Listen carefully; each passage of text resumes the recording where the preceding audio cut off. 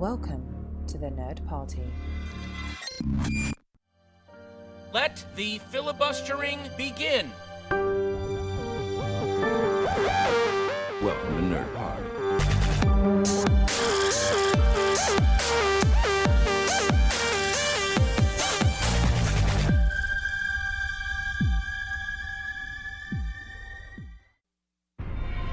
The Babylon Project was our last, best hope for peace. A self-contained world 5 miles long, located in neutral territory. A place of commerce and diplomacy for 250,000 humans and aliens. A shining beacon in space, all alone in the night. It was the dawn of the third age of mankind, the year the Great War came upon us all. This is the story of the last of the Babylon stations. The year is 2259. The name of the place is Babylon 5.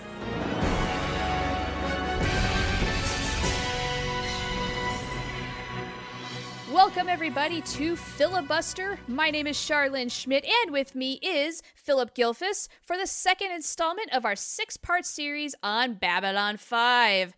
We're tackling each season one by one, and then we'll follow that up with the TV movies. So, here we are for Season 2. Phillip, how you doing? I'm excited. The journey continues. I was excited to sort of refresh with Season 1, get our feet wet back into the universe. And then Season 2 sort of catapults us a little bit further. We get some new characters. We say goodbyes to some old characters. And, it almost feels like not a reboot, that's not the right word, and not even a reset, because it's still the same characters and the same story, but sort of like, okay, Season 1 we gave you, Season 2 we're going to kind of try a little bit different things going on, and so I feel like it's almost the same feeling at the end of Season 1, not really, because I feel like the Season 1 finale is a little bit more powerful than the Season 2 finale, but that being said, we're definitely set up. I feel like Season 2 is definitely set up all these things, Season 3 is going to be blowing you out of your mind. Indeed. Yes, I feel like Season 2, just in a nutshell, is sort of the rising action portion of the story. Season 1 is the introduction where we get to know everybody just a little bit, and then Season 2, some things start to change, and then that even greater changes are coming. This, for me, Season 2 is where things really start to get interesting. We have the big fallout from Chrysalis, where President Santiago has been murdered, or he's killed. We don't know if he's been assassinated, I guess, completely for sure just yet. We don't know quite how much of a baddie President Clark is. But, if you just look at him, it's not a guy you trust. We finally see his face in Season 2, and, yeah, he's a bit of a sleazeball, I think. And, of course, we're going to have to discuss things like Delen's transformation and so many things. I suppose we ought to just dive right in. And so let's talk about just Season 2, which on the Babylon 5 calendar is the year 2259. For those of you who might have not listened to our previous filibuster on Babylon 5, where we talked Season 1 exclusively, what we're doing is we're breaking down the events that occur in each season and how it affects each character's arc, and then in that way we discuss the story as a whole. So let's break out the breviary. And why don't we start out with this new guy? Who the heck is John J. Sheridan, and where is Jeffrey Sinclair? Yeah, I think that's, look, I've watched this before, I know it. But nevertheless, I still think that's the most shocking because, Season 1 finale, you kind of get, the Commander Sinclair gets engaged, but then all these bad things happen, and it's just not the same anymore.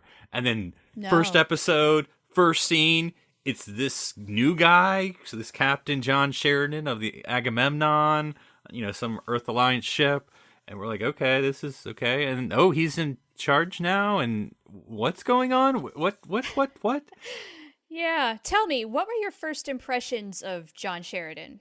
I don't know, because, I think as with Season 1, I think I really started to appreciate Commander Sinclair. I liked him before, but I think I really liked him more, because I think sometimes maybe when I saw it the first time, I'm kind of like, he's kind of like low energy, and he's not as action-packed, but that's not true at all. I think when I watched it this time, I really, really enjoyed Commander Sinclair, and so Captain Sheridan, who obviously I know I'll enjoy, because he's going to be the rest of the series, spoilers, but I think it was sort of slow going because to me, you have Garibaldi's in a coma, but I see you have Susan and Dr. Franklin who are kind of feeling this guy out. Is he cool? Is he going to be with us, or is he going to be, the president's stooge? And then we find out that he's this big public enemy #1 with the Minbari. And so, is he going to be like this big soldier? Star killer. Yeah. And so, but obviously, I think I'm going beyond the first episode, but, as the second, third, and fourth episode, and it starts to come out that he's actually, oh, Lordy, I'm blanking on his name, but the Joint Chief General,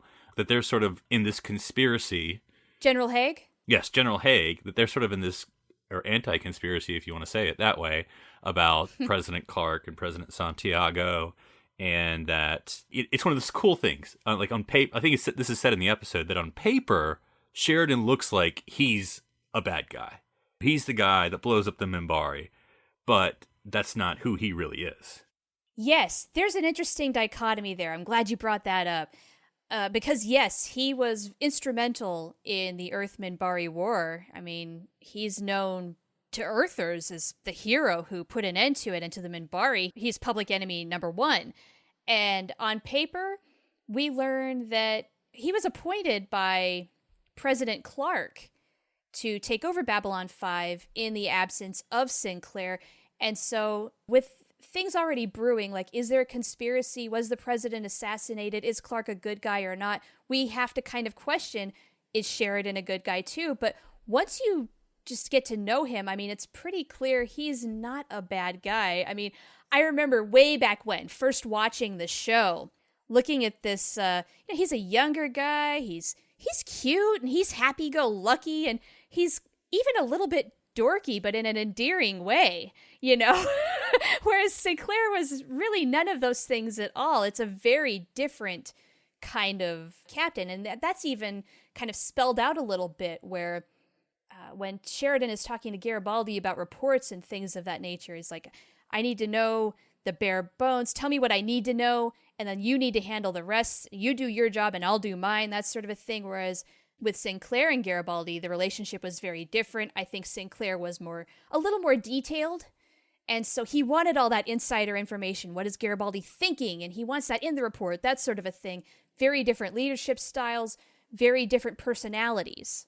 Yeah, and then, of course, Sheridan is starting to groom Ivanova, and so he promotes Ivanova, but then starts giving her, diplomatic delegation, or delegating diplomatic duties. And so, yeah, he's definitely trying to go more big picture. It's not quite like Star Trek, where it's the first officer runs the ship and then captain does their own thing.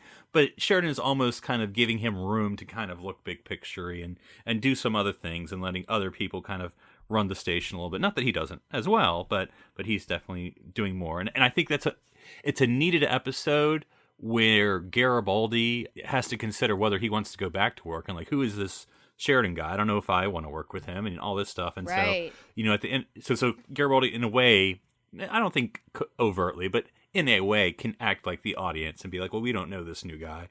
But once Garibaldi's like, you know what, I think this guy's all right, then we're sort of like, okay, I guess he's all right. Yeah, we kind of go along with Garibaldi's intuition on the whole matter. And who better to be suspicious than Garibaldi? Especially since, really, Sinclair was the reason why Garibaldi's on Babylon 5 in the first place. Suddenly that's ripped away. And just, in the flash, the moment Garibaldi wakes up from his coma, Sinclair is gone. The whole world has turned upside down for the poor guy. It really has. We get the episode with Sheridan early on, where he gets visited by the Explorer vessel. Stinky comes on board. Oh, right. Yeah. But we sort of get that, and I don't know, it's kind of both annoying, but I get it, where Sheridan's like, I don't know if I belong here. I'm not a paper pusher. I'm a starship captain. And yeah. Susan kind of smacks him around a little bit. Rightfully so. Yeah. And then also we learn about Sheridan's wife, Anna, and being killed, or missing. I don't know what the correct terminology would be. Well, I would say at this point, missing, but presumed dead, I would guess. Yeah. We explore a little bit of that in detail later on when he figures out that Morden was also on the Icarus, which was the ship where Anna was doing the expedition where she disappeared / was killed / whatever. And, I think the whole thing about where he was ranting a little bit to his friend, that actually was a really cool adjustment to show, where Starship Captain is not the same as running this station, and there is a huge learning curve for Sheridan, which is why I think he does delegate a little bit of responsibility to Ivanova, and maybe Sheridan knows that diplomacy is not his biggest strength even, and so he's going to maybe nudge her a little bit in that direction so that he doesn't have to have the full burden of that sort of thing. Right. Yeah, and you get not only do you get the General Haig contact for Sheridan, he also has that one woman. I don't know if she even gets a name, but I guess that's the civilian who's kind of working with General Haig. He always has that magical device to make sure no one's listening. Or no, I guess he uses like the flasher thing when he meets her someplace at one of the gray sector or something. Right, the Men in Black device. Yeah. Kind of. Yeah. Yeah, so there's a conspiracy part to John, but then again, it's also that human part of where he is. Where is he supposed to be? Right. Being a widower, all that. And then I think, we're talking most about Sheridan, but the later we get in season 2, it's kind of hard to talk about Sheridan without talking about that he seems to be getting a new relationship with a certain Minbari ambassador. Shall we talk about Delenn? Because there's a lot going on for Delenn in season 2. I mean, the last that we saw of her, she was in a cocoon. We had no idea what was going on, and actually that brings up something that really ticked me off the first time I watched this show. The opening credits show her transformation before it's actually revealed in the show, and I understand monetarily they probably couldn't change it over, but dang it, what a spoiler. Yeah, I was, because I assume, and maybe I'm wrong, that if I was watching this live, that it wasn't that way. But I thought on the DVD they could at least do that. But no, I was like, season 2, here we go. Here he is, Delenn with hair. I'm like, come on now. Yeah, and I was just like, what? Are you kidding me? I have to learn like this. But even so, the episode Revelations, where we see that she is a half human, half Minbari hybrid, it's still an incredible moment. I think the interesting thing is, it could have just been a transformation. That's what she looks like. And we can talk about the whole, how do the Minbari view her? But in other words, this transformation, it could have just been well, that's what she looks like, and that's just the way it is now. But to go into the level of detail of, no, she's really transformed, and she has to talk to Susan about things, about being a human woman. Yes, about odd cramps and bad hair days. I mean, it's actually great, this portrayal, because Delenn does not automatically know what to do, and we have to learn the extent of which she has transformed. And that was actually a great revelation for us, was the fact that she basically has a human reproductive system now. And so that's going to come into play a little bit later. Yeah, kind of important. But that was a nice, subtle way to reveal something that's frankly very important. Right. And I don't mean to be superficial, but when, I forget how it gets brought up, but I guess Delenn approaches John to learn more about humanity. And technically it's not a date, but it's a date. Oh, it's totally a date. Look at that dress. Yes, when she wears the human dress and stops traffic. She turns heads. Boy, does she. That is one heck of a little black dress. And she's got her hair up. She looks very pretty.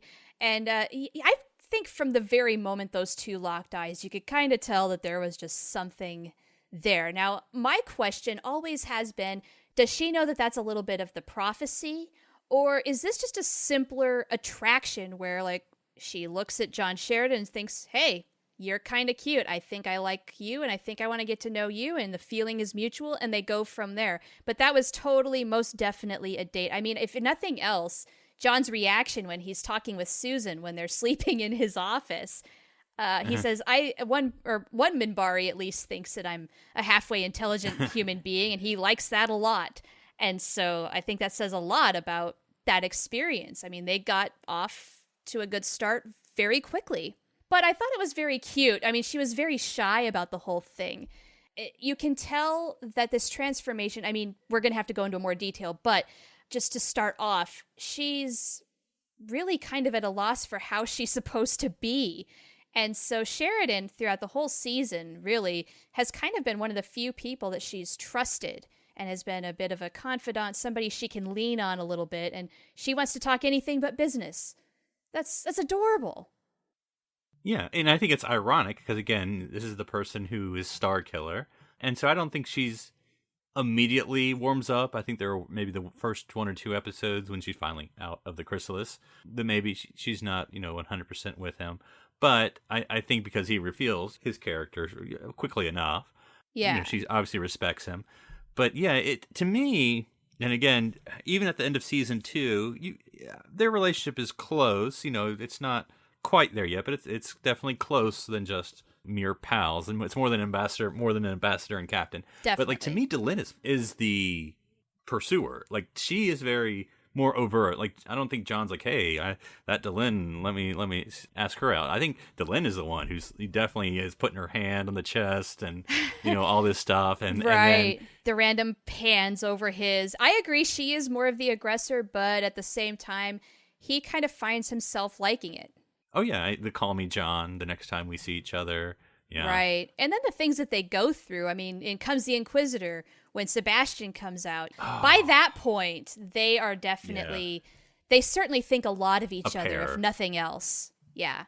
Yeah, that is, and I know was the penultimate episode of this season, and so I hate to fast forward to it, but I have to say that has always been, it's hard for me to quantify this, but I feel safe. If not the top 15, maybe even one of my top 10 favorite Babylon 5 episodes is Come the Inquisitor. Just because of because it focuses obviously on Delenn and then to a certain extent Sheridan. Mm-hmm. But, the questions that Sebastian asks, who are you? And then just breaking down the certainty that at some point all of us have felt, whether we feel it all the time or feel it sometimes, like, we are special, we have destiny and da-da-da.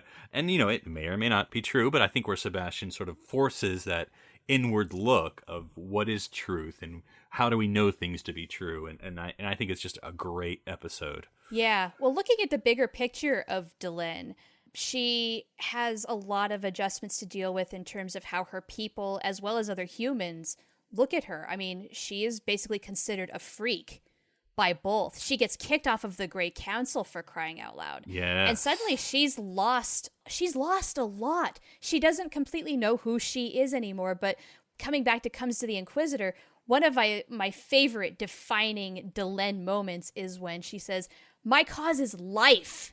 That is what I stand for."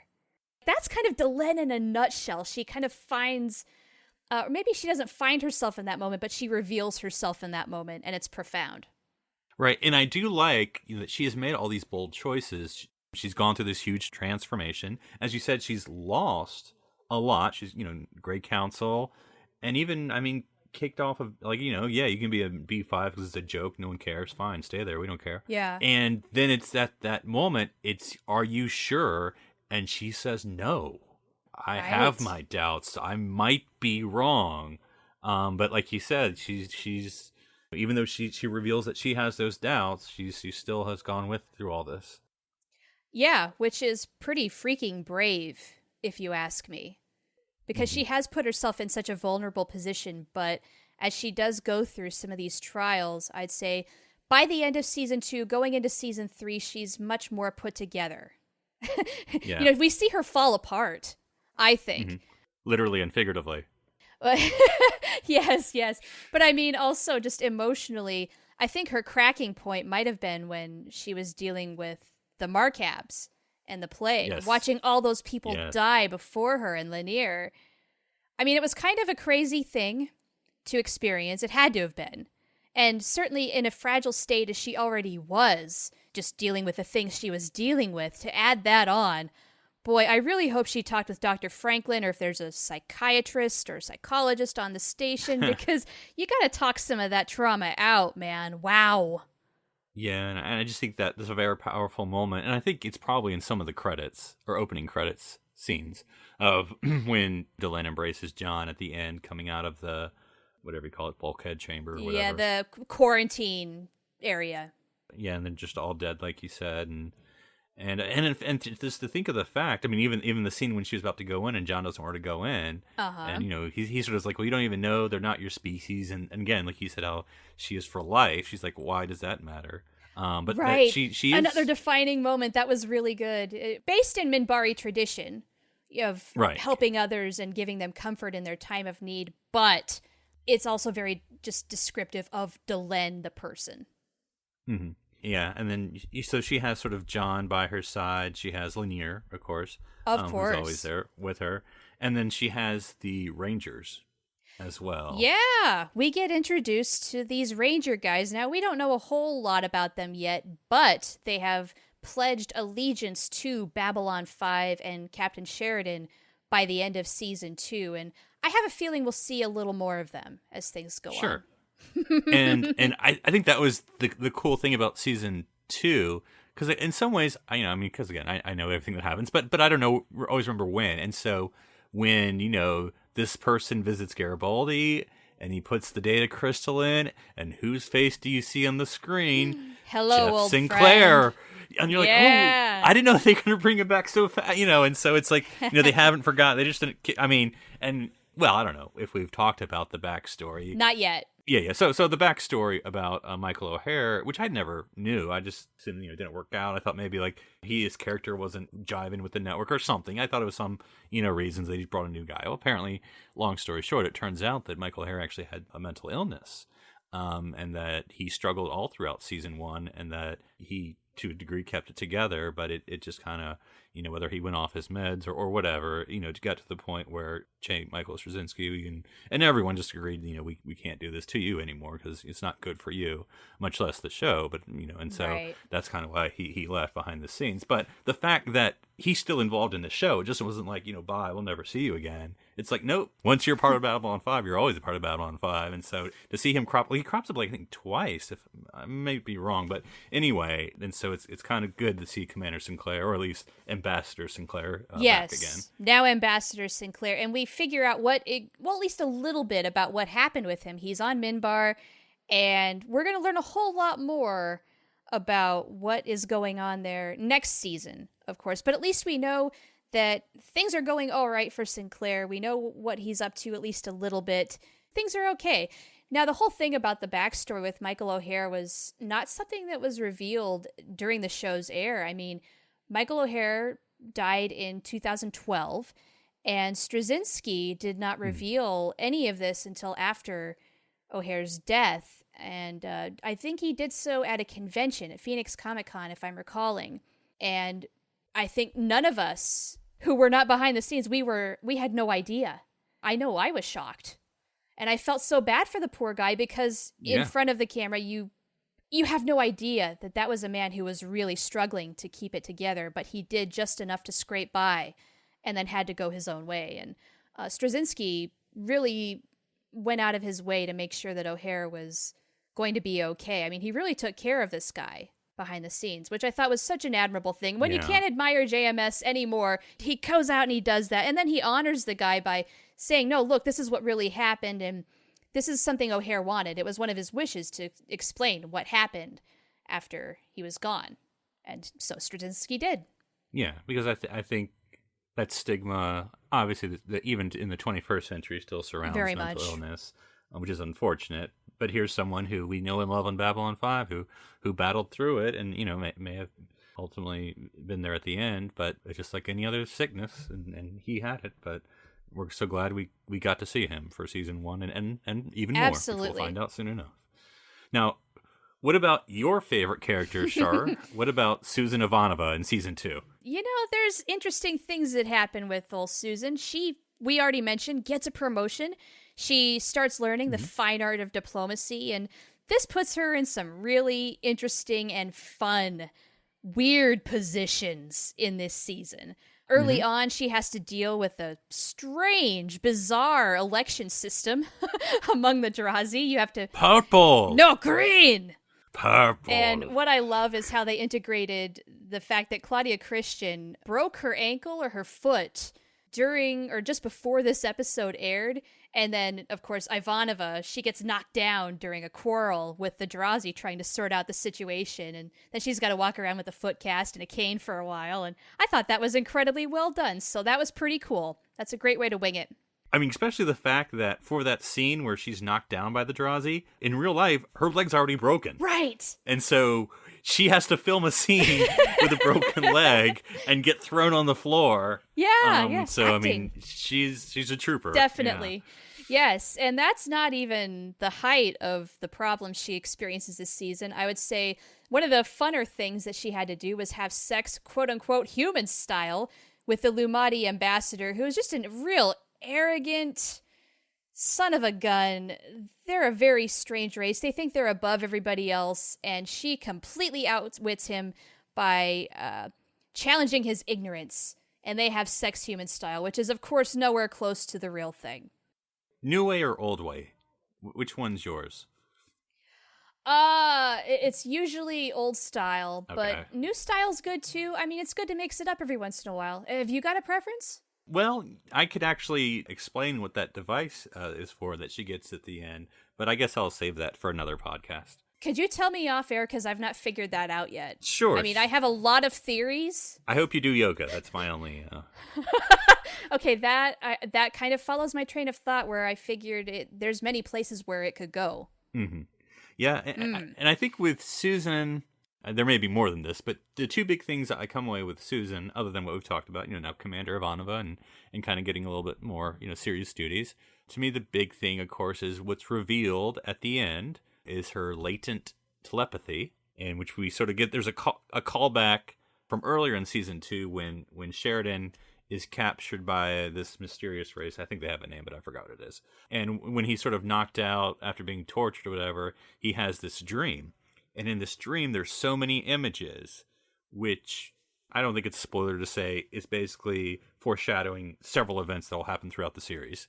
No, that's safe to say. Yeah. I mean, at the time, you aren't sure if it's more of a prophetic thing or if it's just a weird dream. Right. And we know it's Kosh, kind of whispering in him. But one of those things is he gets Susan with a raven or a blackbird on her shoulder saying something like, "Do you even know who I am?" or something like that.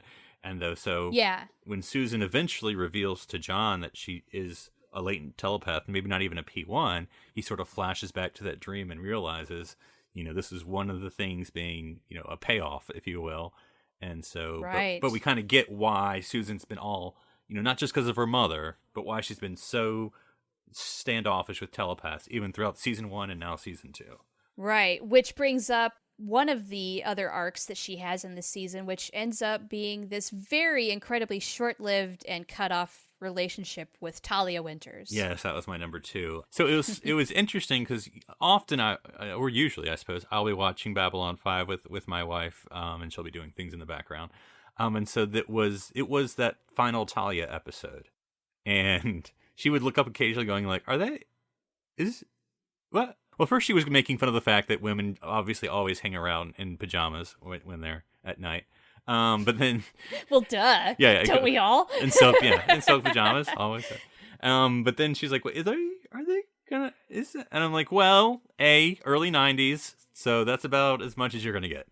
So yeah, yes. I mean, my vote's yes, but I'll open it up to you. What do you think happened between Talia and Susan? Because if I'm gonna read into it, Talia stays over at her place because of whatever, and there's that moment, and I don't remember the exact lines, I apologize, but the fact of and I can't remember who is who. Either Susan or Talia, one of them is unsure of who to trust. Maybe it's both of them.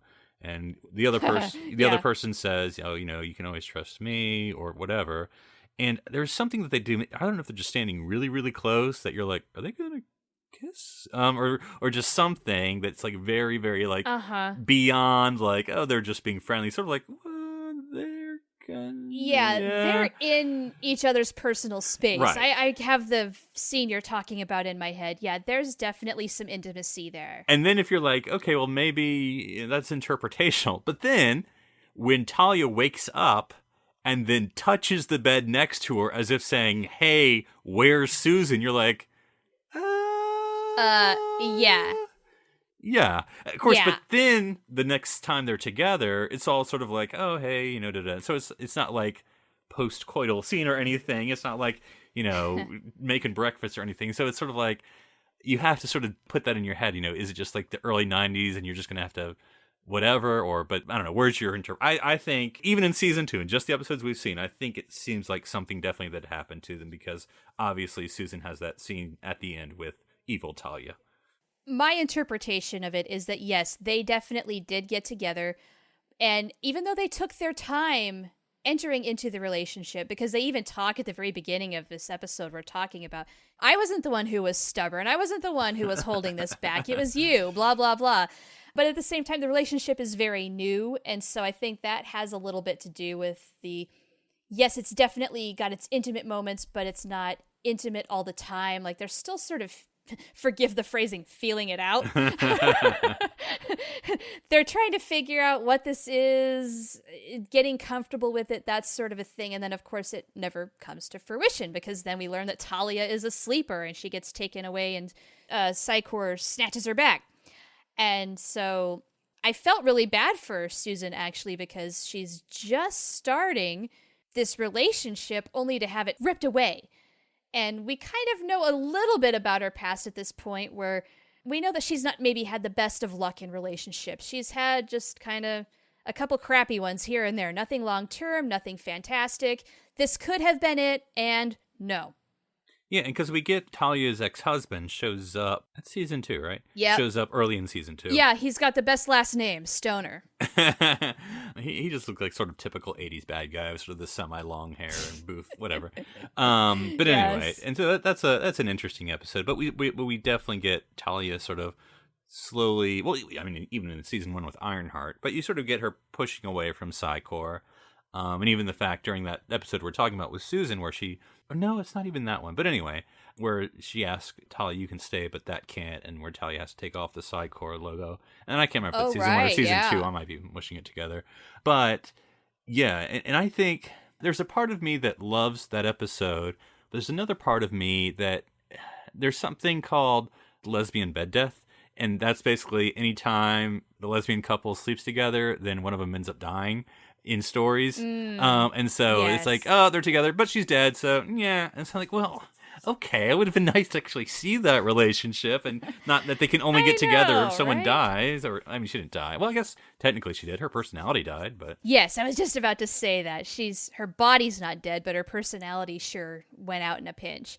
Now, I do wonder, say Andrea Thompson hadn't wanted to leave the show and go off and do other things, I really wonder what the Ivanova/Talia relationship would have ended up being. I mean, would it have continued? Would it have eventually ended? Do you know anything about that? I don't. And again, if she hadn't left, would that have accelerated relationship occurred, or would it have been a sort of a slow burn, as it had sort of always been, really, to tell you the truth?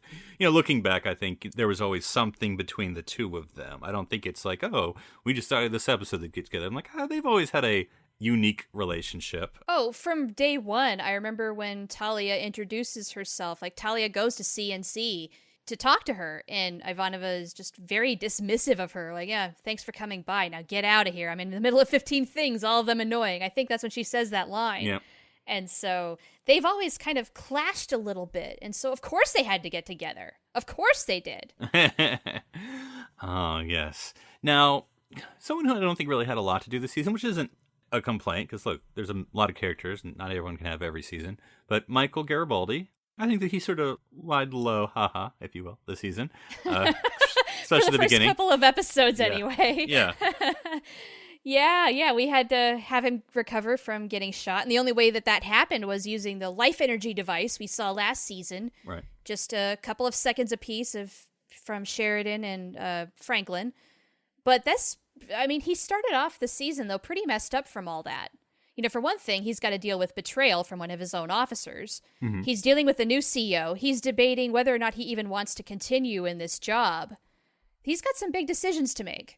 Yeah, I mean, because, you know, as he says, look, if I can't even know that my own guy was the conspirator, what good am I as a security chief? Which, I mean, that's pretty straight on. But the fact that valid question. Yeah, but then, you know, he comes to realize, of course, that he's the number one person who knows how Babylon 5 works, you know, whether it's the people or the station. So he's definitely the guy, but it definitely, you know, has him at a arm's length, I guess, of questioning himself.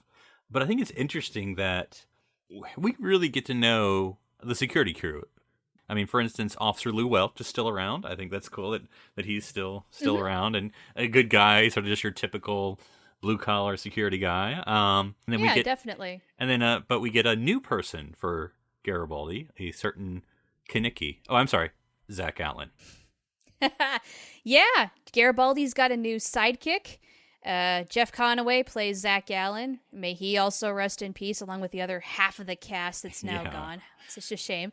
And even Zach gets a little bit of an arc in season 2 with the whole thing about Night Watch. And Garibaldi is fairly dismissive of it, but at this point, Zach is like, they're going to pay me $50 to wear this stupid thing? You bet. Sign me up. Now, we do find out that so we know Garibaldi's, well, I think we know what his first favorite thing is. We know what his second favorite thing is. And we learn what his third favorite thing is, which is tea. Because he actually has a moment with Talia where I think that's actually the ex-husband episode, if I'm not mistaken, where he gets a little protective of her. Maybe overly so, yeah. But nevertheless. Which is hilarious since Jerry Doyle and Andrea Thompson were married for a short while. I did not know that. I'm going to say I did not know that. Really? Oh, you didn't? Yes, right about this time, too. I want to say they were married from, 94 to 96? Really? I did not know that. Yep. Oh, I was close. Okay, to verify, she was married to Jerry Doyle from 95 to 97, so I was very close. So what seasons would that have been? Would have been 2 through 4, so... Oh, even after she left? Right about the time she was finishing up on Babylon 5. Okay. So they were courting each other probably from just about the start of the show, I would guess. I guess she got to see his number one favorite thing after all. Probably. But yeah, and I think with Garibaldi, this isn't his storyline, but I think something that he's instrumental in, at least the latter half of season 2, is his relationship with Londo. And I don't want to get into Londo just yet, but I think Garibaldi kind of serves as that last tie between that season 1 Londo we knew and loved, and Garibaldi sort of, even in that last episode of the season, I think Sheridan approaches Garibaldi and says, look, you're the guy who knows him, can we talk to him?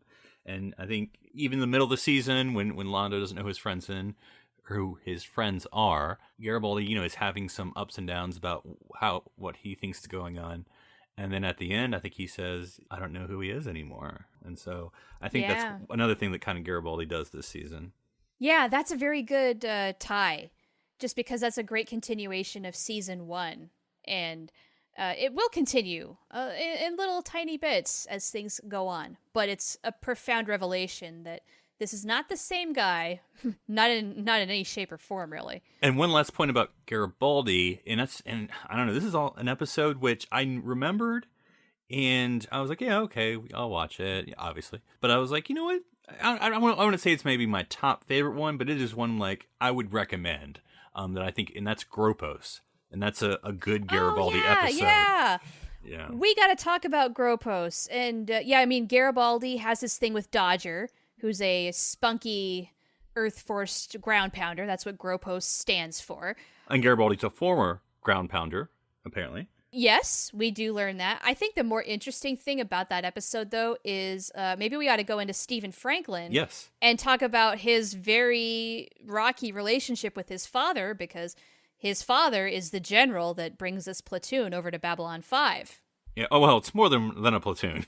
But yes, it brings in his unit. Yeah, it's true. It's like, 25,000 people? I mean, the station is overrun. There's 4 people in everybody's quarters, and it's just mayhem and chaos everywhere. Bar fights all over the place. Yeah, I love. Well, for one thing, it's just General Firestorm Franklin. And I do love the bar fight, because I forget how it starts. It's probably that jerk, that one jerk Gropos who starts every bar fight. But I just loved when the bar fight happened. I think it was over Delenn. Oh, it was. Well, that was that jerk, yeah. But yeah, it was the jerk that was going after Delenn. Okay, same thing. Okay, sorry. But my favorite part is that, you could get someone knocks someone else out and someone accidentally knocks someone out, and then maybe that's how a bar fight starts, but that's not what happens. What happens is, bar fight! And everyone just starts randomly fighting. I'm like, what's going on here, people?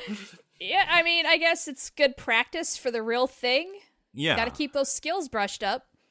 Yeah, and so what'd you think of the, for one thing, Paul Winfield. Ooh, that's a guest star get. Paul freaking Winfield, yeah. So he carries the day as General Franklin. But what'd you think of the Doctor and the General and their relationship as father and son? Yeah, this was a really interesting look, I think, especially for Stephen to see. I mean, he's a doctor for crying out loud, but I mean, I think at the heart of it all, he just wants to do his dad proud. But his dad has such a different view of the world than he does that they just so very rarely see eye to eye. Like when they're talking about preserving life, his dad says, why don't you preserve humans instead of all life? And Steven just, that does not even compute for him.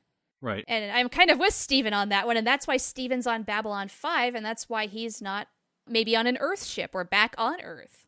Yeah, and I think, does he actually call his dad a murderer, or at least intimates it?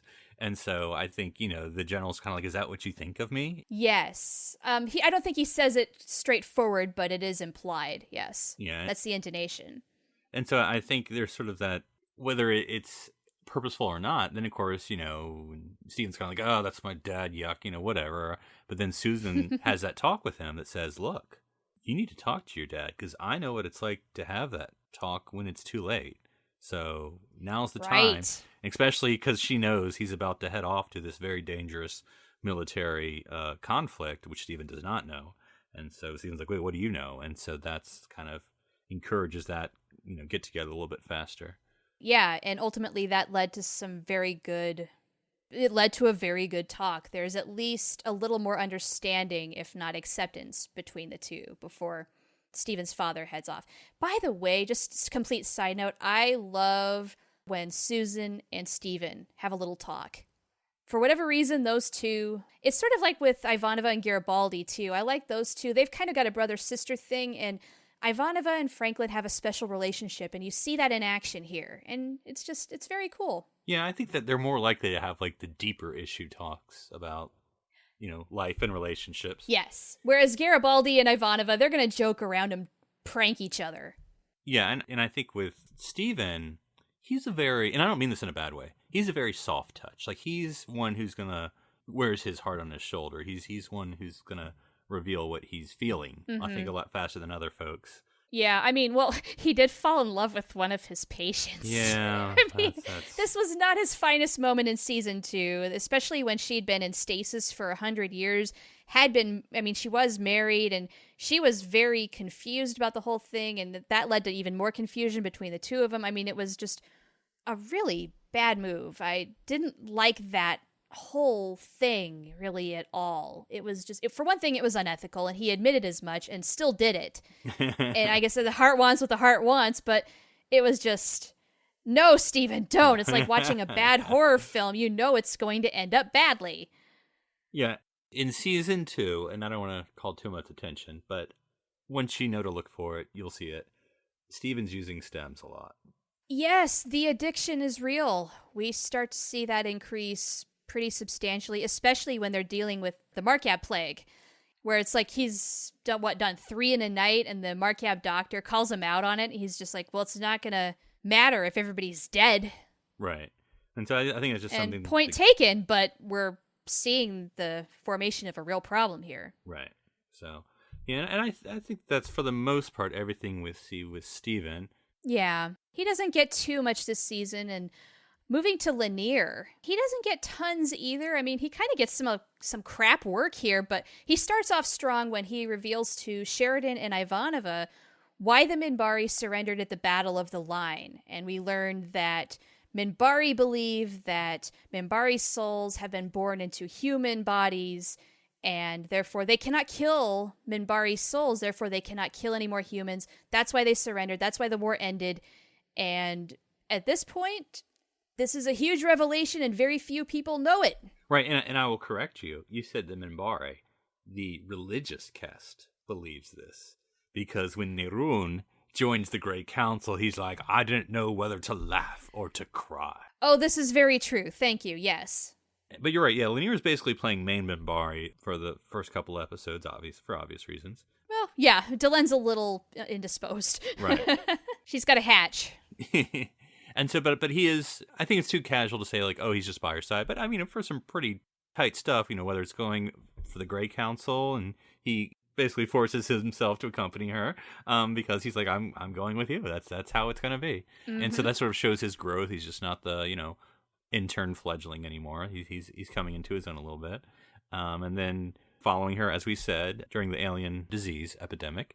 And then we get the sort of, I don't know, to us, Babylon 5 fans, the sort of infamous scene. It's actually, I think, in the last episode where he and Veer have their 5-second, like, no one listens to us. I just work here kind of conversation. Yeah, that's great. It's nice seeing the subordinates kind of have a mutual rant. And one question I have for you is it, at this point, I mean, it's very clear that Lanier is very loyal to Delenn. Has he fallen in love with her at this point? I don't know. Is that what his devotion is yet? I think we're at very loyal and devoted. I think that's where we are sort of on the relationship scale. I don't know. I suppose you could read into it. I would say no, but what do you say?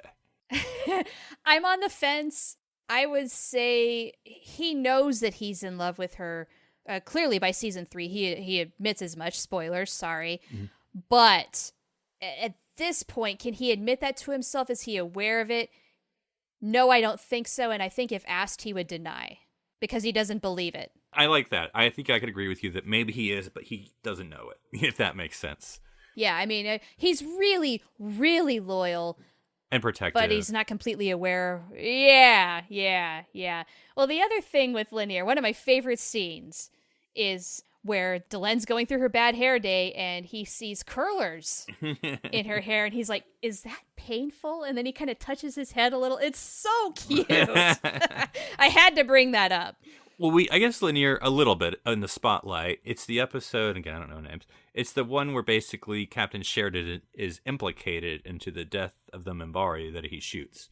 Well, I mean, he did shoot him. Oh, I mean, yeah. But whether that was self-defense or whether he just was cold shooting. Well, he was Minbari. like being framed for like murder, basically. Like it was far worse than what actually happened. The truth had to come out. Yeah, I guess that's true. I mean, both Delenn and Lanier have a pretty instrumental part in clearing Sheridan's name. We learn more about Lanier's, oh lordy, what's it called?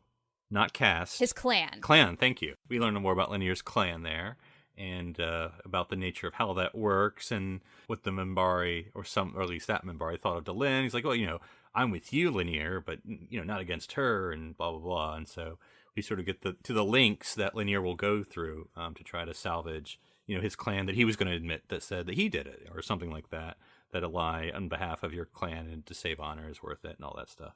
Right, yeah, they have to work something out where the clan is not dishonored. I forget all the details, but something works itself out. Okay, yeah.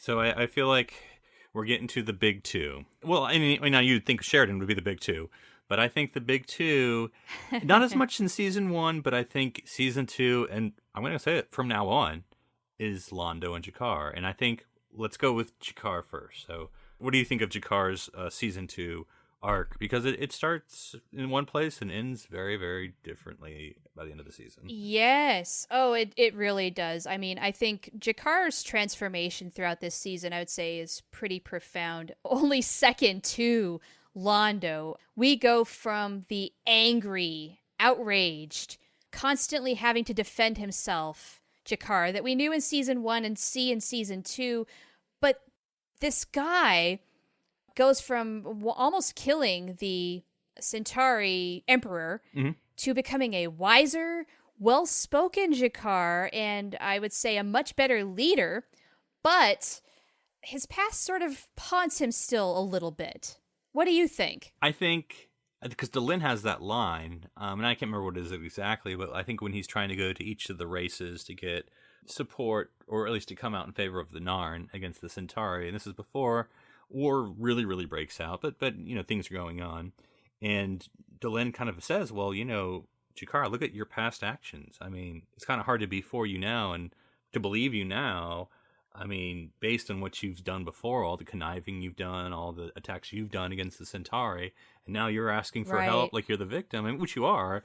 But I think that's the part, that your past can haunt you. Is G'Kar the most legitimate person to feel sorry for at this point? Not necessarily. Well, and you have to question his motives a little bit. I mean, it's obvious that G'Kar and the Narn, I mean, it's a horrible situation. They're in a bit of a pickle. But really, G'Kar before, he just wanted revenge and bloodshed. This is different, but yeah, if you look at his track record, if you look at what he's done on paper, no, it does not look good, and nobody has any reason to believe that this is any different.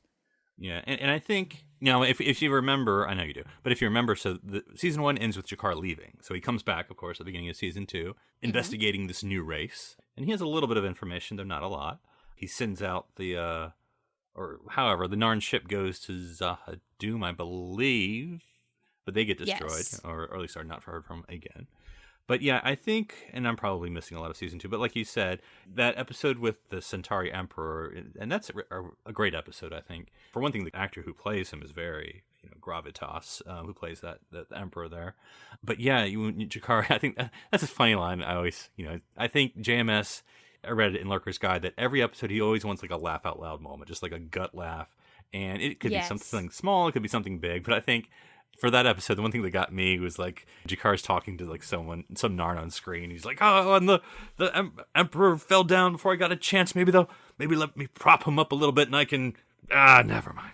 Right. I had the dagger in my hand. I love how he's just so outraged. He was about to kill somebody. Yeah, but yeah, like you said, that opens him up to, what could happen. And then the next thing you know, there's the entire colony planet is destroyed by the Centauri.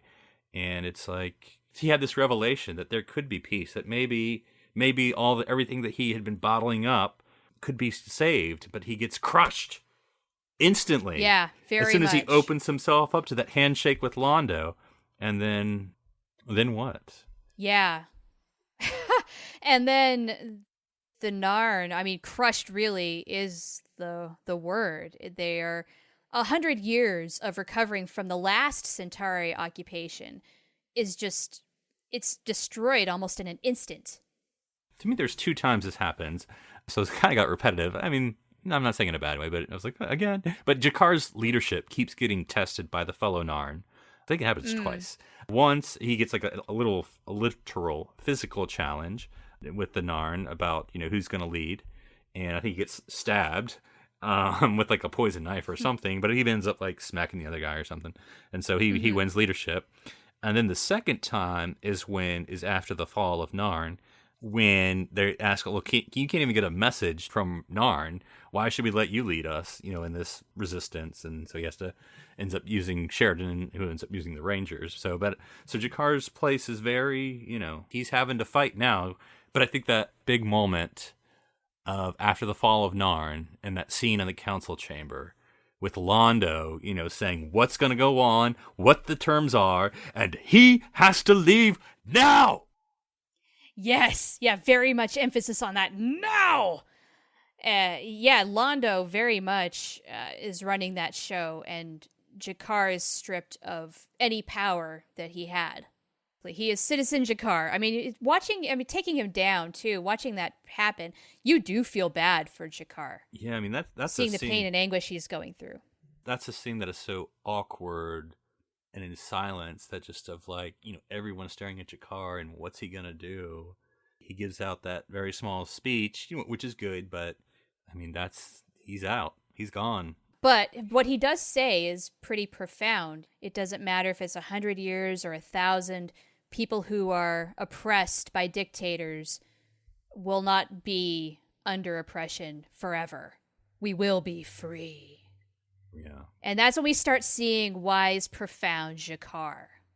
Yeah. So we see he really has learned. He is changing. And even in one of his weakest moments, he can rise up and say something like that and keep going. Because even Sheridan says, I may not always agree with you, but it's not going to be the same without you in that council chamber. So, yeah, I never knew. Like, in other words, season 1. But like in season 2, I never knew he's like a member of the ruling council, part of the Kari. I don't know if they just made that up that episode or whatever. But anyway, but he's the last, I guess, surviving. It's implied member of the Kari at large. But he's given sanctuary aboard Babylon 5. But at the end of season 2, that's sort of all he is. He has no he has no home because he can't go back to Narn as much as he wants to. But he's sort of stuck at Babylon 5, or else he'll be arrested by the Centauri and presumably killed. Yeah, the guy, he doesn't have much choice in the matter at all. He's kind of stuck there for a while.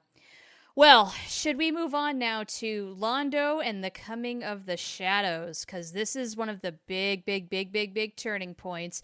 We've already alluded to it. Maybe we go into detail now. Sure. I mean, Londo could be this whole episode to me.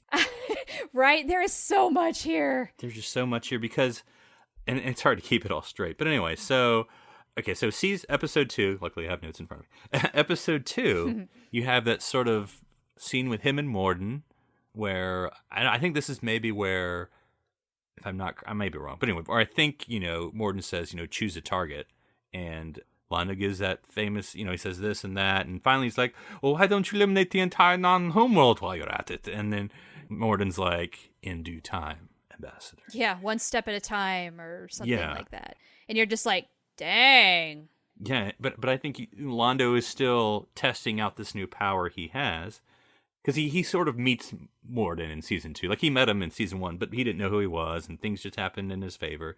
Season 2, he's starting to meet Morden a little bit more. He's now this new asset for Londo. Mm-hmm. And then we start to get introduced. I don't know if we get I think this is the first time in season 2, but anyway, we get Lord Rifa. Oh, yeah, we get introduced, yes. Yeah, so Lord Rifa is this new person, this new, who wants Londo to be part of their plans to, I guess, early season 2, to overthrow the Emperor, basically. And so, this interesting scene where Lord Rifa sort of outlines their plans of this conspiracy, and Londo's like, sure, yeah, we'll see. And then he leaves, and he turns to Veer and says, did that make you feel uneasy? And Veer's like, yes! And Londo's like, for once we both agree. And so Londo, we still have that Londo, who still has that hold, but he stays with that ally, and with his other ally, Morden. And, more and more comes, and it starts to be a little bit easier to use Morden to take care of things, to show his power. And then when the Emperor dies, and that's when Londo at the same time and Lord Rifa are sort of moving ahead, because they were going to have a plan with the Emperor, not to kill him. Well, at least that wasn't Londo's plan. It may have been Rifa's plan, but Londo's plan, to kind of give them a little bit more political power, because the Emperor was seen as sort of weak and old, which he ended up dying, so he was. Well, not completely untrue then, right? Right, exactly. But then you also have that moment where in that episode, the Centauri Emperor, and I can't remember when this happened, but basically Londo has that flash forward of where he starts to see things, and I'm trying to remember why that happens. But anyway, he just sees these flashes of the hand, and Londo, looking up in the sky and seeing, I know it's a dream. That's why he was having a dream. And he looks up in the sky, he sees these shadow vessels on a planet, and then he sees him old, wearing what looks like maybe the Emperor's crown and all these things. And I think later he denies, well, I don't want to be Emperor. I'm good being the power behind the scenes or whatever. And so I think we sort of get that, what's going to happen, and the Emperor dies. Which is, I would say, a big contrast to the Londo in season 1, where I want to be Emperor, I want to return to greatness. Mm-hmm. Where, I mean, if he were to be lucky enough to rise to that kind of power, he would embrace it. But yeah, Londo, I'm going through so many changes here. And I think we get war with the formal war with the Centauri and the Narn. I think another, not necessarily the whole episode, but a scene is during the war. I have it down as episode 12, sorry, I don't write down titles. But anyway, it's the one where Londo sees Garibaldi, and Garibaldi's like, I'm not going to talk to you. And Londo's like, please, have a drink with me. Yeah. And so he says, everyone's afraid of me. And Garibaldi everyone is afraid of you. And you sort of get that, could you have a drink with me? And he's like, okay, Londo, I will. And you sort of get that scene of where Londo at the bar alone as it closes. Right. Garibaldi never did stop by. And that's the question to me in season 2 is, and it's actually literally asked for Londo, do you even know who your friends are? Or who are your friends? And Londo has to ask that, who are his friends? Is it Garibaldi? Is it Morden? Is it Lord Rifa? Is it, his wives? Yeah. Who are his friends? Right? Oh my gosh, we meet his 3 wives, who eventually get reduced down to 1. Mm-hmm. Yeah, that's one of the funner episodes, I think, where we still have fun Londo hanging around, and then as things get a little more involved, where he is associating himself with the wrong people and getting caught up in things that he's not even fully aware that he's a part of just quite yet. And we see him go from that drunken, happy, carefree guy, everything's kind of a bit of a joke, to the darker, tortured soul, oh my gosh, what have I done? You get that sort of party at the beginning of the season, nearest the beginning, like you said, with the wives, or it's like some rite of ascension. I forget what it's really called, but anyway, he's celebrating some. No, I think that's what it is. Oh, okay. But then you get the party at the end where he goes to with his friend, and I'm blanking on the name, but his old friend, his old sword fighting, whatever they call that friend. Oh gosh, yeah. What is his name? I don't remember either. I don't either. Anyway, he has big hair.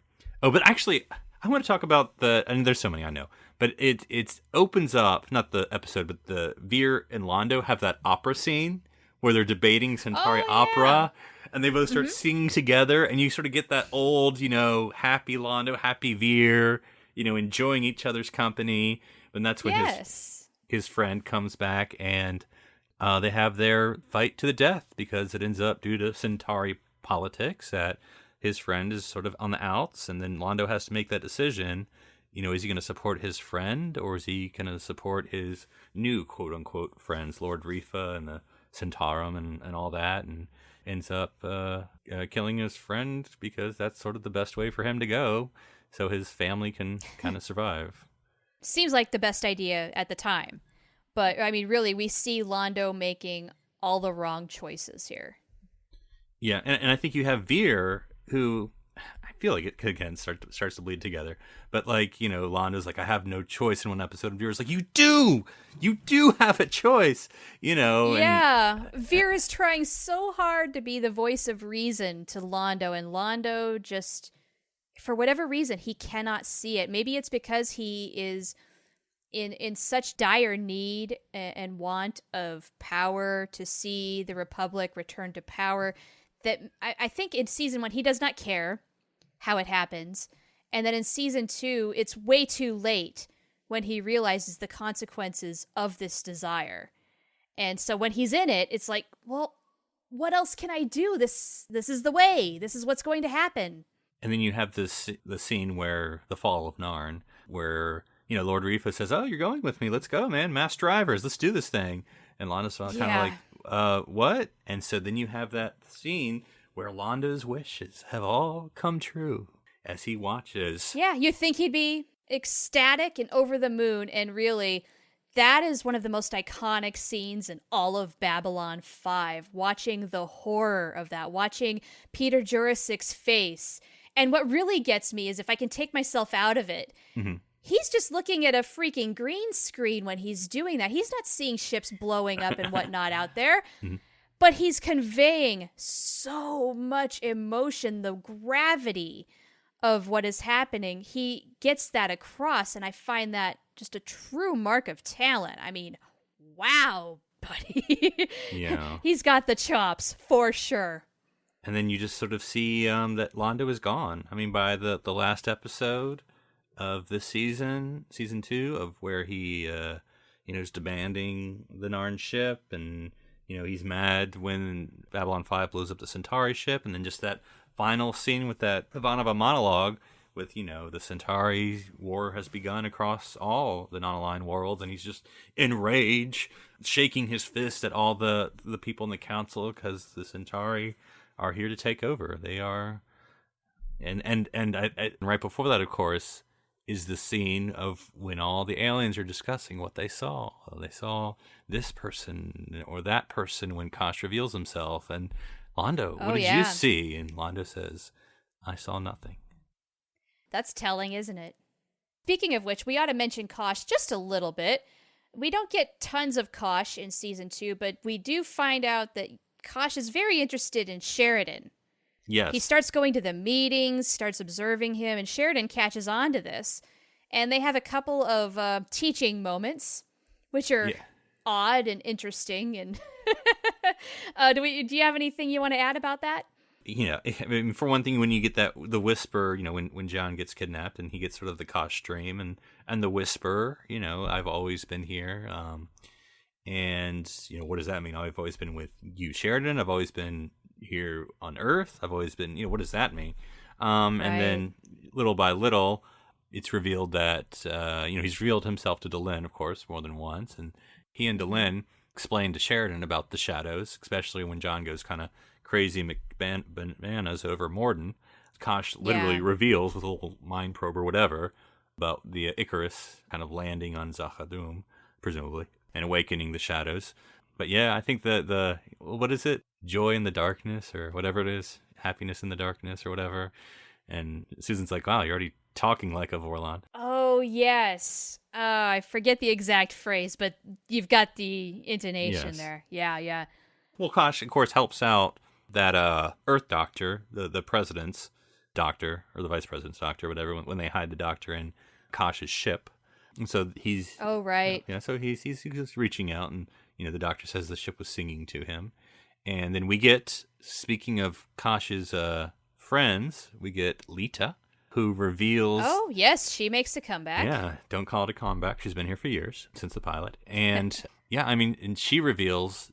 Because I hadn't remembered this quote that, she tells everyone, oh, yes, I read his mind, but that was it. And then at the very end, she's cautioned, like, I never told them anything. They would never know what I know.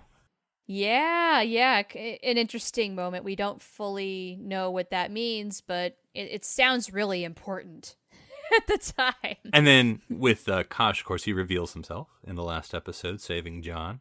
Yep. And I think it's very interesting because, it's always said the reason they're in the countersuit, Kosh has said, because everyone would know him if he came out, and everyone sees what they see, which depends on who you are. Right. But I do like how John kind of goes to the heart of the matter, where he's like, wait, the Vorlons have been to Earth. They've been manipulating us, because that's the power of when they are seen, that they've created their image, not their image of, but they've created how we react to that image due to maybe being in our past. And yeah, and also with Comes the Inquisitor, it seems that the Vorlons have been visiting Earth periodically. I mean, they picked up Sebastian, and I think it's more or less confirmed that is supposed to be Jack the Ripper. Mm-hmm. If you look on Lurker's guide notes. So, suddenly, like the story of Jack the Ripper, the guy just disappeared. And so this is sort of the sci-fi continuation of that the Vorlons picked him up, put him in stasis, and then came out to torture and inquire about Delenn, and then eventually shared him. Sure. And I don't want to go too on about this, but in Lurker's Guide, I was reading an interesting comparison that the shadows, their representative that we see is Morden, who's very smooth and calm and collected, and hey, I'm just here to help you guys out. But the Vorlons, who the quote-unquote good guys... And of course, JMS keeps asking, well, good to who? What does good mean? But their representative is Sebastian, who's not at all nice at all. He's here to demand answers and to torture you and all this stuff. And so this thing of the shadows are the bad guys, the Vorlons are the good guys. Are they? What does that mean? And I guess we'll find out. We're going to learn a whole lot more about that as we go on. At this point in the series, though, I remember thinking first time through, the Vorlons are... protective. They're trying to protect what we eventually call the newer races. Mm-hmm. And so they're trying to look out for their interests without interfering too much. And then the shadows, at that point, I had no idea. They just seemed like death and destruction and bad guys. Speaking of shadows, we ought to mention one side character who had a pretty decent arc for a side character, and that is Lieutenant Keffer. Yeah. Who was a fighter pilot. Yeah, and what'd you think of him? I don't have anything against him, but it did seem kind of like random that you'd have like, oh, the senior staff are all at Earhart's or whatever, and then like, here's a Starfury pilot. I mean, I get it, he's Zeta leader still. I mean, he's not like just Joe Schmo pilot, he's the head dude. But I'm like, does he rank sitting with everyone else? But okay, sure, why not? Well... the thing is if maybe we had other characters who did this a little more, it might have not stood out so much. But seeing as how he was kind of like that one socialite who hung out with the higher-ups, it did stand out. And yet, he is a really likable guy, and maybe that's just him. Maybe he's a real extrovert, has a real social personality, and wants to get to know everybody. And he wants to hang out with his CEOs and whatnot. Well, and we can sort of get his... I don't know. I didn't question it too much, is what I'm really saying. Well, we get sort of his, I won't say dry humor, but we get sort of his humor in Gropos when he gets the two roommates, unexpected roommates, and the guy's like, you want to make something of it? He's like, or something else. He's like, yeah, let me get a stepladder first so then I can look at you face to face. But yeah. Right. No, he was a decent enough guy, and of course, we have the damning evidence of those freelance missions he went on in search of shadows, because he saw something, he's got to find out what it is, And later on, that causes a little bit of trouble. But right now, we just know that it gets leaked. Yeah, well, I mean, that's how, the season ends. Well, first we see him get blasted by the shadows, and then it's... Yep, he's an ex-Kefir, as JMS says.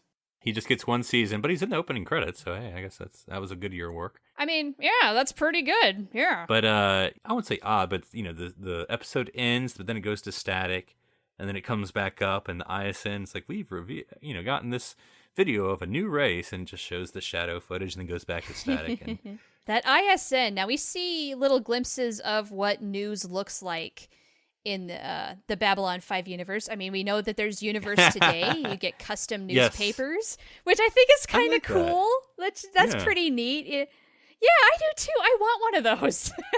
I find it much better than ISN, which is very much...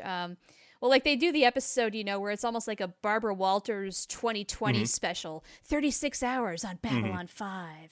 Yeah, it's like the difference between print news and cable news, and I know ISN at this point is the good guys, but I still don't really like them. I don't know if I would say that. They are neither good nor bad. I would say that. They're not biased. I mean, they're just reporting things like they're supposed to be as journalists. It's just, I don't know. It's very 90s journalism, if you ask me, and it feels misplaced in 2017. But, rant over. I will say this in the most diplomatic way possible. ISN is certainly pro-government. They certainly seem to be supporting President Clark. So I feel like if there was a television network that was like that, that's what they would be like. But I think it's... But you know what? I have to cut in. I have to say, though, at this point, they might be pro-government. Well, I mean, the current government is what I mean. Yeah, I mean, they might be supportive, but at the same time, they're also going to be honest. Because they don't know the deets and yet. I think it's interesting to see the polls. I don't know if you remember this. Like the polls they show of like how popular Babylon 5 is. It's actually growing more unpopular. Yeah. So I thought that was sort of funny. They asked the question again, which the reporter asked in season 1, is it worth it? Because I remember, Commander Sinclair has that nice speech at the end, but they asked again this time, is it worth it? And you sort of have different responses between Londo and then Jakar, who says maybe it's not. And we kind of go from there. And also Sinclair and Sheridan. They have different interpretations. I would say both profound in their own way. Yeah, and I love that they had people mugging for the camera during the ice. Like, it's very, very realistic. Oh, yeah. That had to have been the best extra job ever. And I know we're probably going long here, but because ISN, I want to talk about Earth for a second. Let's do that. President Clark getting his feet dirty here. He has started some new initiatives. We get the Ministry of Peace. And we get the Office of Public Morale. So we get all these sort of different organizations that are, I don't know. Because you get the Ministry of Peace person who seems he's the grandfatherly type in the last episode. I'm just here make sure I have the legacy for my grandchildren. But that legacy ends up being allying with the Centauri and making sure Earth is safe and we're good. And that's all we're here for. Right. Like if you look just on the outside, it seems like this is all in Earth's best interests. And this is a good thing. This is a positive thing. Kind of the Zach Allen point of view of just... Pay a couple extra dollars a week. It seems all right. But you got to look a little deeper and might seem decent. But you know what? Yeah, there's a lot more going on than meets the eye here. And Sheridan is already suspicious. Ivanova is on board. Garibaldi. The usual suspects. And they're out to find out the truth at this point. And also, I was sort of surprised watching season 2. I mean, I'm exaggerating. It's like, it seems like half. It's not. But it seems like a lot of episodes in season 2. The first scene is Mars. So Mars is like a hotbed in season 2. It's whether it's like the Rangers or it's the Psi Corps or it's the Mars Revolution or just stuff is always going on Mars. So Mars is like a hotbed of rebellious activity. So things are not going well in the Earth Alliance. Mars is trouble, I think, for Earth, and they want to shake things up, and they want to throw their temper tantrums and say, hey, look at me, we want independence. And so we have little threads of things like the Free Mars movement and whatnot. And what I love about that is maybe it's good, maybe it's not. It depends on how you look at it. And, I'd say for a lot of it, it doesn't look very good just yet because of what people are doing in the name of independence. Yeah, and so how violent are they? How peaceful are they? Everything in between. Yeah, is this the right strategy? Are the right people doing the right things? You could argue it either way, especially at this point. And so that's kind of a cool thing. But yes, things are definitely heating up on Mars, as well as Earth, as well as Babylon 5 and everywhere else. Yes. Yeah. And then one thing I thought was curious, because I mean, obviously I think I always notice it, but I just particularly noticed it recently when I was watching the last few episodes. Na'Toth, or at least this Na'Toth, is in the opening credits. I'm like, why? I mean, I guess she should be a guest. I mean, nothing against the actress, Mary Kay Adams, but like, she's not that many episodes. I mean, I guess it was a good contract for her to get opening credits because she's not in that many episodes, and I don't think she's really critical part. No, Na'Toth. For one thing, yeah. For one thing, we have a actress switch, and for the record, I like the first Na'Toth better. Which I think is funny because she comes back and plays the lawyer for John Sheridan for an episode. I'm like, that was a random. Okay. Right? She couldn't stay away. But I guess behind the scenes, what happened is the actress who played her, she was well known for playing kind of like romantic movie roles. And that was kind of her wheelhouse. And so to be under alien makeup and all that for a TV series was a complete departure from what she had done. And honestly, where she expected to have future success. So she wanted to go back to it. And that's why we got Mary Kay Adams, who had, I think, a very different interpretation of Na'Toth. And I'm not saying she was wrong, but I liked Caitlin Brown's, I think that's her name. Yes. I liked her version of Na'Toth better. Just my preference. How about you? Yeah, did you have a preference? Yeah, the first one definitely, because I think this Na'Toth just doesn't do anything. And I don't know whether that's a writing fault. Maybe that's not the actress's fault.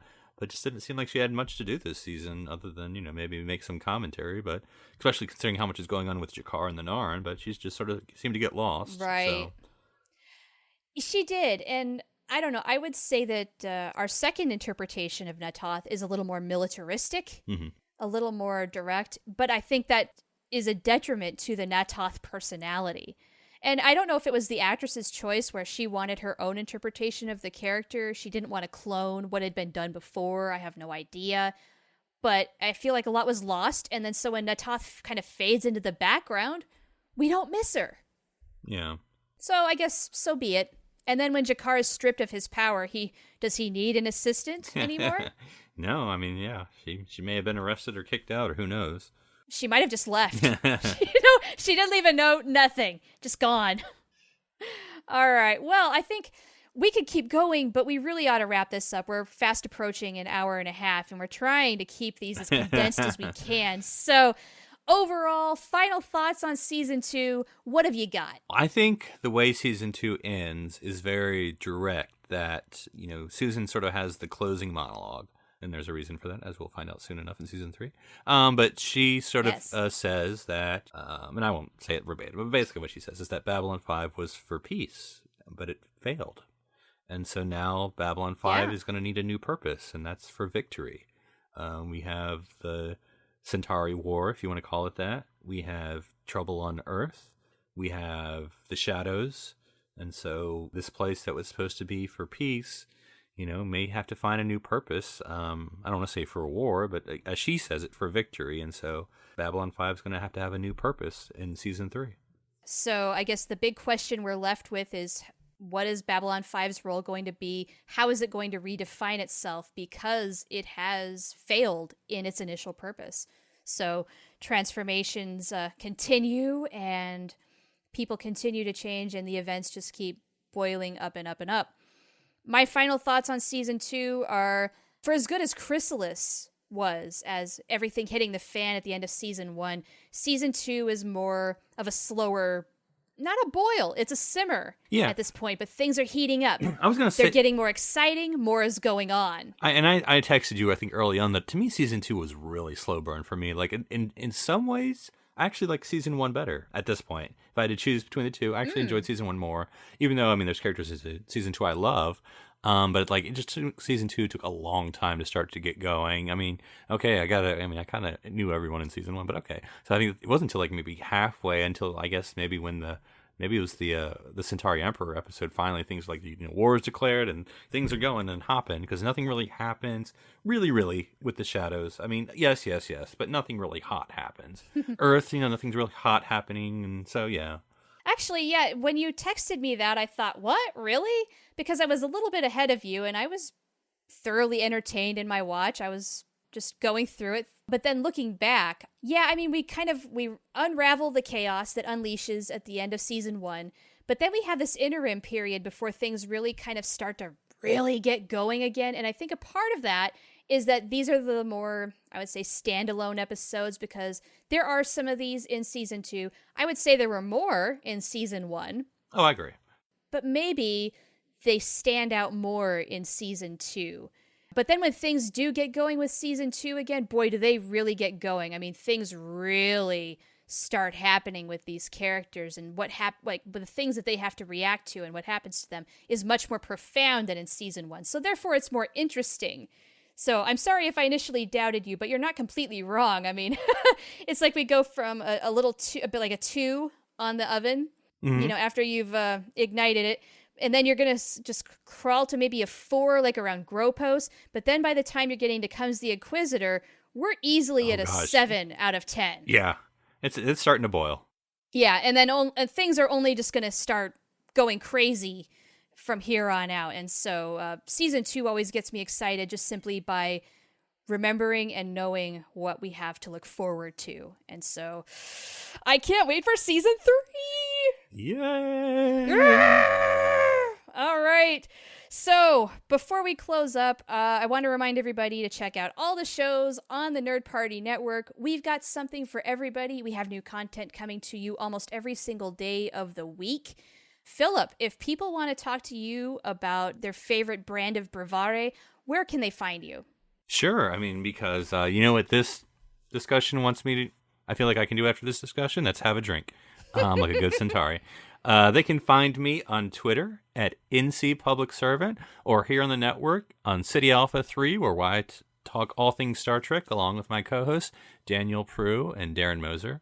And Shar, if people want to try and send you the secret telepathic password to see if you're actually a double agent, where can people find you? You can send that through to me at Oh the Profanity on Twitter, and you can also hear me elsewhere on the network on a little podcast called Punch It, where my co-host and I, Tristan Riddell, talk all things about writing in pop culture. Also, if you just want to follow the network in general, go to Twitter and hit up Join Nerd Party. That's the handle for the network. We're also on Facebook. Go to facebook.com/The Nerd Party. Check us out. Participate in the discussions. Get in on the Nerd Party excitement. We have a lot of things going on, and we would love to know especially your thoughts on Babylon 5 as we keep progressing through our filibuster arc on the show. Okay, well, season 2 is a wrap, Phillip. Are you ready to jump into hyperspace? Yep, I'm ready to report to Night Watch about everything you've just said for the past hour and a half. Hush. See you all in season 3. Season 3!